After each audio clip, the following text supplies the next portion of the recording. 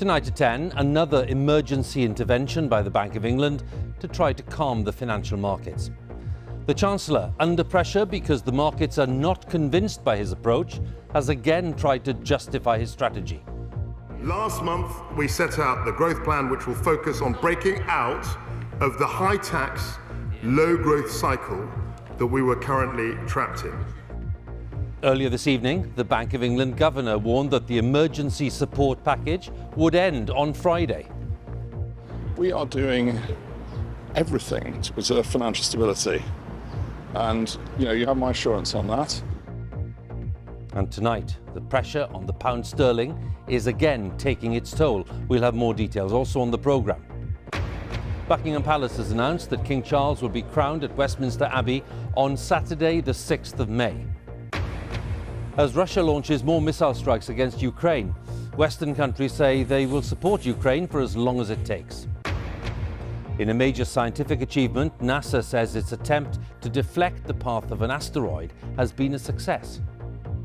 Last night, the police arrested him for killing Hemsley Post. And the Hollywood legend Dame Angela Lansbury, star of Murder, She Wrote, has died at the age of 96. And coming up on the BBC News Channel, Welsh World Cup dreams end in heartbreak. They're beaten by Switzerland, but can Scotland progress? So much effort in.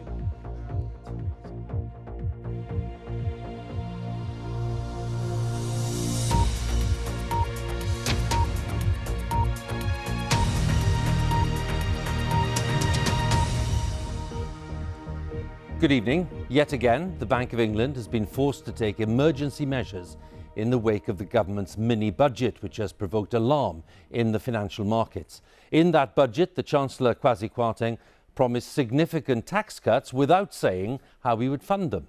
Well, the Bank of England spoke today of a material risk to the UK's financial stability.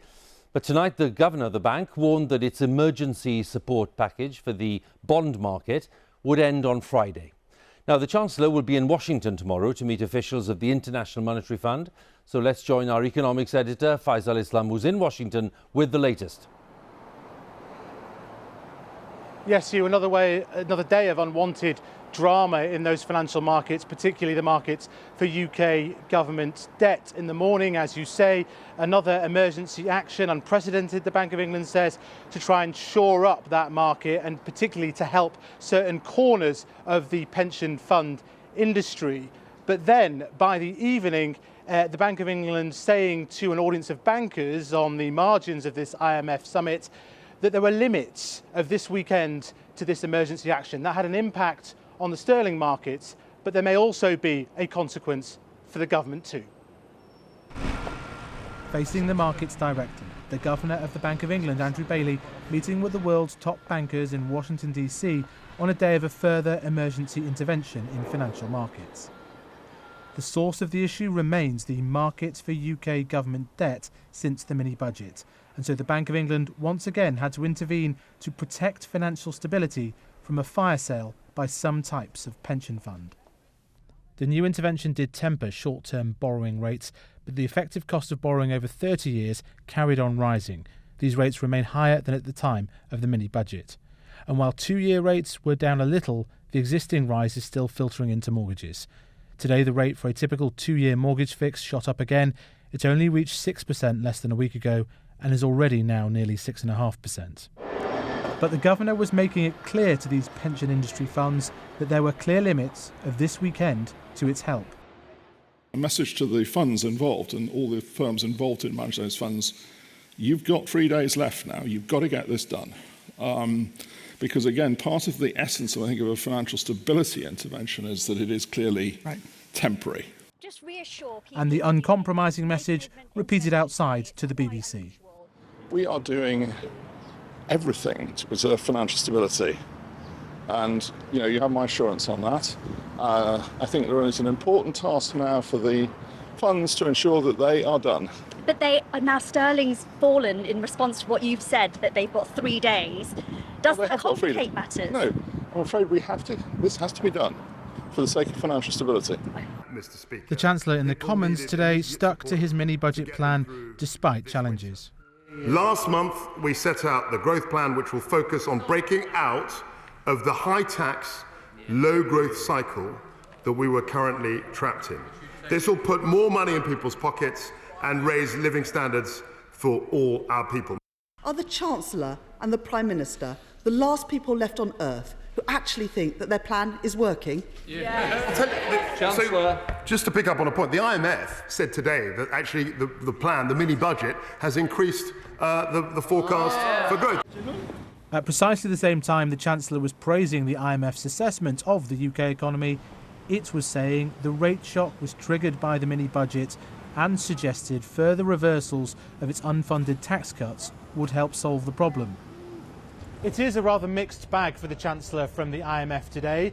Their new forecasts do stress the global nature of the energy shock that therefore affects the economies of Germany and Italy more than the United Kingdom. But here it's also clear that the extra instability in government debt markets that have required emergency action, well, that's UK specific. And the IMF have reiterated the suggestion of further U-turns on government policy. The Chancellor flies in shortly. He'll also face some questions from his fellow finance ministers. This interest rate shock is continuing to filter into the mortgage market and so into housing and also business lending. The Chancellor now has 3 weeks to find tens of billions in spending cuts that are both economically credible and politically viable. Plenty here need to be convinced. Faisal Islam, BBC News at the IMF in Washington. Let's talk a little more with our economics correspondent, Darshini David. Darshini, lots of people watching tonight will be thinking, well, all of this talk about the state of pension funds, and then you have the prospects for mortgages as well. What's the message? How do you analyse this? It's understandable that they might be fearful at the moment. You know, we've just heard the bank outlining crisis-level intervention, a governor who's admitted to losing sleep over this. But the purpose of him worrying about our pensions is that so we don't have to. And that means that a relatively small number of pension companies are impacted by this problem. The kind of help we've seen here is meant to shore up their finances, give them some breathing space, and a relatively small part of that emergency support has been accessed. But that confirmation from the governor that this help is going to end on Friday was a reminder to the markets that their fundamental fears about the government's economic plans remain. And that's why borrowing costs are still high. When it comes to mortgages, we've seen the fastest increase in fixed rates on record. What will it take to calm those markets? Well, next stage of the economic plan is due on Halloween. What tricks and treats does the Chancellor have up his sleeve? He's got to reassure about growth, about funding those tax cuts, about reducing that debt. It's not just his reputation that's at stake here. It's the fortunes of 2 million households. That's how many will need to remortgage over the next year or two. That's the scale of the issue. Darshini, thanks very much. Darshini David there. And given that, let's go back to Faisal then in Washington ahead of that meeting tomorrow between the Chancellor and the IMF. Faisal, you mentioned earlier the impact on pound sterling as part of the context of what we're talking about. Tell us more. Yeah, the pound sterling fell by about 2 cents against the dollar. It's been pretty volatile, hasn't it, for the past 2 or 3 weeks. That reflects the fact that the markets, some in the pensions industry, had been lobbying the bank to extend this period of support over the next 2 or 3 weeks, whilst we face some uncertainty, as Darshini was just talking about, over the issue around what the government's actual plan for debt will be. But this reflects tough love from the Bank of England. We've done enough, they think, so far up until this weekend, and now the funds have to work this issue out itself. But I think it's a message that might also be heard in government, that there's a limit to the support the Bank of England can do. In crises like this over the last 10 years, we've seen the bank step in a way that's helped governments that are borrowing a lot of money. The bank isn't going to do that this time. This is on the government to find a solution. Faisal, many thanks again. Faisal Islam there, our economics editor in Washington, DC. Let's stay with the state of the economy here in the UK. The unemployment rate has fallen to its lowest level in almost half a century, falling to 3.5% over the summer. But the rate of economic inactivity, which measures the proportion of people aged between 16 and 64 not looking for work, increased to nearly 22% in the June to August period. Our business editor, Simon Jack, has more details. The good news is that the unemployment rate is at a 50-year low. The bad news is that means workers are harder to find, which is holding back companies like this Bristol-based waste management company. Recruitment difficulties are making it harder to take on extra work, and it really limits our ability to grow, which we definitely want to grow. We have so much potential. They're struggling to hire even after offering a 20% pay rise for some roles. That's not an option in the public sector, which is also struggling to recruit, and where pay rises are below private company offers and well below inflation. You've got your 2-day shifts of 9 hours each. Firefighter and union rep Amanda Mills says she understands the attraction of higher paid, less risky jobs. With our 5% pay offer that we've just been offered, people are wondering how they're going to make their wages stretch. And if they can get employment elsewhere that pays more, there's not much competition, unfortunately. Although the percentage of those able and willing to work who are not in work has hit a 50-year low, that's partly because the number of people who aren't looking for work has grown to 9 million, a record 21.7% of working-age people. And of that 9 million, 3.6 are between the ages of 50 and 65. 69,000 of them are right here in Bristol, and the council wants to help as many back into work as possible. That's 25% of that age group.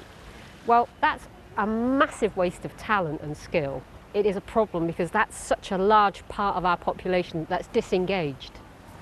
And we have jobs that need doing. Wages in the private sector, and particularly in the public sector, are not keeping pace with inflation, which means living standards are falling. But there's another problem. Companies that can't find the workers can't do the work and certainly can't grow. And that is a problem for a government who says their number one objective is economic growth. Brexit and COVID saw hundreds of thousands of EU workers leave the UK. Migration from non-EU countries has risen, but fewer of the new migrants are work-ready, according to economists. EU migrants tend to be employed at a rate of about 80%, non-EU migrants at about 60%. That means for a single increase in migration, you get less work-ready people from the type of migration we're seeing into the UK at the moment. The number of vacancies has dipped from recent record highs, perhaps as more are financially forced back into work or firms give up on hiring. But finding workers with the right skills remains a challenge for companies and the economy. Simon Jack, BBC News, Bristol. Well, let's talk about the impact on the government then tonight, and our political editor, Chris Mason. Some experts today, Chris, even saying that the government would eventually have to drop its entire package of income tax cuts, among other things. How do you assess the state of play there? The crux of this here is the government finds itself caught between an economic boulder and the hardest of hard political places. What do I mean by that? Well, plenty of the things that might help calm the markets, might help with economic growth, are probably the politically trickiest to achieve. So, take for instance those tax cuts. Yeah, the Chancellor could ditch them, couldn't he? But in so doing would probably ditch what remains of his economic credibility. Then there is talk of spending cuts, and there would be a row about spending cuts. Some would say about time too. Perhaps the state is too big and the tax take is too big. Others would say they're not a good idea. But look at what the government wants to do. It says it wants to boost defence spending. It wants to keep the NHS going over the winter. Well, if it does that, analysts say, the cuts elsewhere will have to be really, really big. And with that will come a political battle. And then there are the regulatory changes the government is keen on. Take, for instance, planning, making it easier to build more houses. Could have an economic value, that, but again, run into political trouble. That is the crux of the challenge the Prime Minister faces. Her second Prime Minister's Question Time, tomorrow lunchtime. Chris, many thanks again. Chris Mason there with the latest thoughts for us at Westminster. Now, Buckingham Palace has announced that the coronation of King Charles III will take place on Saturday, the 6th of May next year. The Queen Consort will also be crowned in the same ceremony at Westminster Abbey. The event will combine the ancient and modern, according to officials, reflecting the monarch's role today and looking towards the future.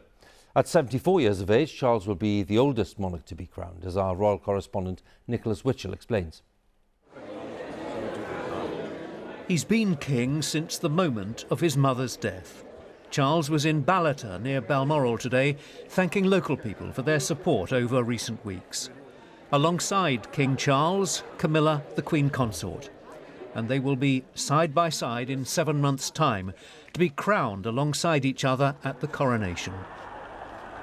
And now, here comes Her Majesty. In June 1953, Queen Elizabeth rode in a gold coach to her coronation. Her Majesty moves to King Edward's chair.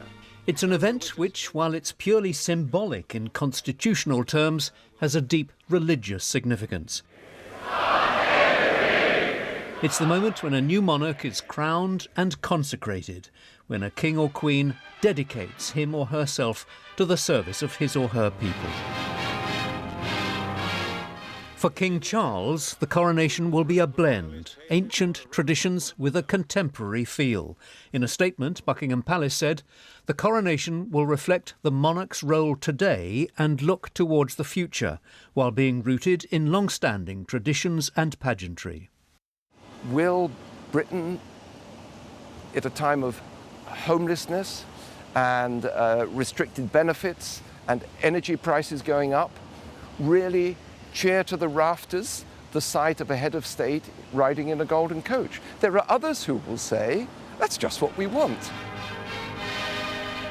Nearly 70 years after the grandeur of Queen Elizabeth's coronation, the crowning of King Charles and Queen Camilla will be shorter, smaller and more diverse. A coronation which, in the words of the new King's officials, will reflect the Britain and the world of today. And will there be a public holiday to celebrate? That's a matter for the government, says the palace. Nicholas Witchell, BBC News. For a second day, Russia has launched missile strikes against Ukrainian cities, strikes which the United Nations says appear to have targeted civilian infrastructure and could therefore constitute war crimes. World leaders meeting today as part of the G7 group have confirmed their commitment to provide military and economic aid for Ukraine for, as they say, as long as it takes. Our correspondent Paul Adams has the latest now from the Ukrainian capital, Kyiv. In Kyiv, a day of welcome calm after yesterday's storm. Air raid sirens did sound briefly, citizens heeding their government's warning to seek shelter, some heading for the metro. We don't feel safe because we don't know what's coming next. Nevertheless, I hope that what happened yesterday was the scariest thing. I'm not afraid because there will be victory for Ukraine, Ukrainians, for all our people. One of yesterday's missiles almost hit the city's famous pedestrian bridge. Today, after getting the all clear, people came out to see what almost happened. This popular bridge isn't just a tourist attraction anymore, it's now what the mayor calls a symbol of Ukraine's indomitability. But while the people of this city have had a pretty quiet day on which to reflect on yesterday's events, it hasn't been the same in other parts of the country. In the southern city of Zaporizhia, a car showroom was gutted early this morning. Officials said 12 missiles were fired at the city. Zaporizhia has been hit almost every day for the past 2 weeks. Officials in other cities have been ordered not to release images of damage to power plants and other infrastructure. With winter coming, they know energy is a key Russian target. This afternoon, President Zelensky directly appealed to allies for help in dealing with missiles and drones. He thanked them for helping to secure Ukraine's skies, but said the threats kept coming and Ukraine needed more. Back in the capital, the cleanup continues. The government has told people here to be vigilant and conserve energy. In this war with many fronts, keeping warm may soon become the next battle. Paul Adams, BBC News, Kyiv. Manchester Crown Court has been told that a nurse accused of the murder of 7 babies was interrupted by the mother of one little boy when she arrived at the neonatal unit. Lucy Letby, who's 32, is accused of murdering 5 baby boys and 2 girls and the attempted murder of 10 others at the Countess of Chester Hospital. She denies all the charges. Our correspondent Judith Moritz reports now from Manchester. Lucy Letby was qualified to work with the sickest of babies, but it's alleged that instead of nursing them back to health, she attacked them in their cots and incubators in the special care unit. It's said that between June 2015 and June 2016, She targeted 17 babies on the neonatal ward of the Countess of Chester Hospital, where she worked. Today, the prosecution continued to open its case at Manchester Crown Court, detailing how each baby came to be attacked and saying a pattern had emerged. Lucy Letby was the only nurse present every time.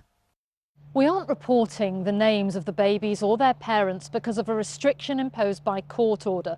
Instead, we're referring to them as babies A to Q. The jurors were told about twin brothers, babies E and F, born prematurely. They heard that one night their mother had gone from her bed on the postnatal ward to visit them on the neonatal unit. It was said that baby E was very distressed and bleeding from his mouth, and that without realising it, she'd interrupted Lucy Letby, who was in the process of murdering her son. Leading the prosecution, Nick Johnson KC said the mother recalls Lucy Letby attempting to reassure her that the blood was due to the tube irritating his throat. The jury heard that Lucy Letby urged the baby's mother to return to her own bed, as if to say, "Trust me, I'm a nurse." Baby E died that night, and the following day it's alleged Lucy Letby tried unsuccessfully to murder his twin brother. The jury's also been told that the nurse tried to kill another baby, baby G, 3 times. The little girl survived, but is now severely disabled with irreversible brain damage. It's been claimed that Lucy Letby had a very unusual interest in many of the baby's parents, searching for them repeatedly on Facebook. The nurse denies all the charges she faces. The case will continue tomorrow. Judith Moritz, BBC News, Manchester. The American Space Agency, NASA, says it can now lay claim to the title of Defender of the Planet, following its successful attempt to deflect the path of an asteroid. The experiment took place some 7 million miles from Earth. The mission was created to test a potential plan to defend the Earth against threatening objects. Our science editor Rebecca Morell has the story. Extraordinary images from a mission like no other, as NASA's DART spacecraft closed in on an asteroid 7 million miles away from the Earth. Its aim? To knock the space rock off course by smashing into it. 1. Oh, wow. Now, at a NASA press conference, the mission team has confirmed that it's worked. And so today, NASA confirms that DART successfully changed the targeted asteroid's trajectory. This mission shows that NASA is trying to be ready for whatever the universe throws at us. Telescopes on Earth tracked the moving asteroid, capturing the moment of impact, revealing the rocky debris being hurled into space. And this image from the Hubble Space Telescope revealed how the crash created a plume of dust 6,000 miles long. All of this debris helped to alter the asteroid's path. The target was a double asteroid system. A larger space rock called Didymos orbited by a smaller one called Dimorphos. Before the collision, it took Dimorphos 11 hours and 55 minutes to fly around the bigger rock. But crashing a spacecraft at 14,000 miles per hour into Dimorphos has given it a kick, changing its speed just a fraction. And now NASA has confirmed that this has altered its orbit. It now takes 11 hours and 23 minutes. That's a huge decrease of 32 minutes. If you wanted to do this in the future, potentially, it could potentially work, but you'd want to do it years in advance. Warning time is really key here in order to enable this sort of asteroid deflection to potentially be used in the future. Another close encounter of this asteroid is already planned. In 2 years, Europe will send a spacecraft to study the crater left by the crash, helping us to see if this really is an effective way of defending our planet. Rebecca Morell, BBC News. The United Kingdom's highest court is being asked to judge whether the Scottish Parliament can authorise a referendum on independence without the agreement of Westminster. First Minister Nicola Sturgeon wants to hold a referendum next year, but Downing Street is resolutely against the plans. Our Scotland editor James Cook is with me here with more details. James? Hugh, thanks very much indeed. Well, the first vote on independence was held on the 18th of September 2014 after Downing Street decided that Holyrood should have the power to stage it. Now, 55% at that time of voters said no and 45% yes, but Since then, a lot of change. We've had Brexit, which a majority of Scottish voters did not back. The SNP are still the largest party at Holyrood, and there's a majority of MSPs, again, who now want another vote on independence. They want it on the 19th of October next year. This time, though, the UK government simply says no. And so, the political row has become a legal dispute here at the Supreme Court in London about whether or not Holyrood has the power just to hold a referendum anyway. The Scottish Government, what's its argument? Well, it says that it's in the public interest to settle the matter. The UK Government says the case is abstract, hypothetical and premature. Now, the 5 judges could take several months to issue their ruling. If they do say no to a second vote, then Scotland's First Minister, Nicola Sturgeon, says she'll go to the people and treat the next general election as an independence referendum. Her opponents say they simply wouldn't accept that. But with the polls on independence split more or less down the middle, the issue looks set to dominate Scottish politics for years to come, whatever these judges decide. Hugh. James, many thanks. James Cook there, our Scotland editor. Let's catch up with the day's football. And the Republic of Ireland have ended Scotland's dreams of a place in next year's Women's Football World Cup finals. Wales too will miss out after being beaten 2-1 in the last minute of extra time by Switzerland. Jane Dougal was watching.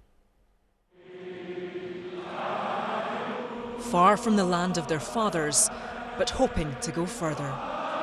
A win for Wales and Switzerland would just be a step towards a first major tournament. James who takes it. This was their chance. Keeper is struggling. Rhiannon Roberts grabbed it.